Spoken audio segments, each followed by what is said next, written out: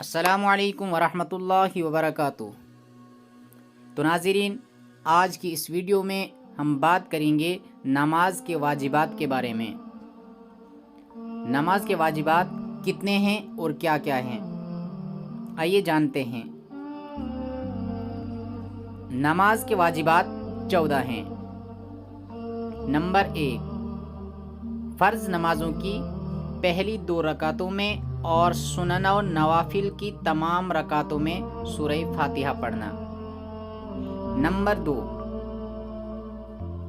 فرض نمازوں کی پہلی 2 رکعتوں میں اور سنن و نوافل کی تمام رکعتوں میں سورہ فاتحہ کے ساتھ سورت ملانا۔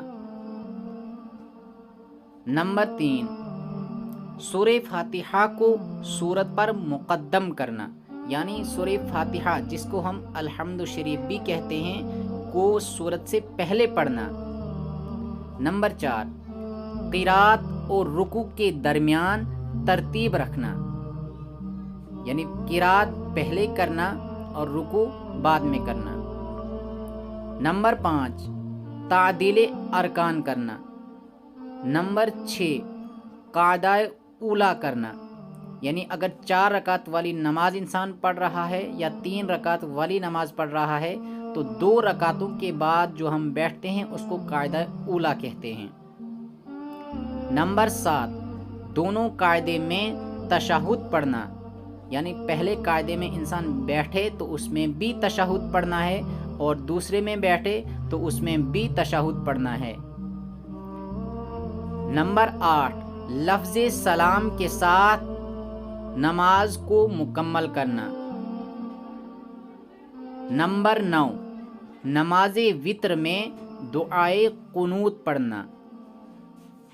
نمبر 10، تکبیرات عیدین کہنا، یعنی عید میں جو 6 زائد تکبیریں ہوتی ہیں وہ کہنا۔ نمبر 11، جہری نماز میں قرات جہری کرنا، یعنی جن نمازوں میں بلند آواز سے قرات کرنی ہوتی ہے ان میں بلند آواز سے ہی قرات کرنا۔ نمبر 12، سری نماز میں آہستہ قرات کرنا۔ سری نماز کہتے ہیں کہ جن نمازوں میں آہستہ پڑھنا ہوتا ہے، بلند آواز سے نہیں پڑھنا ہوتا ہے، تو ان میں آہستہ ہی پڑھنا۔ نمبر 13، مقتدی کا امام کے پیچھے خاموش رہنا۔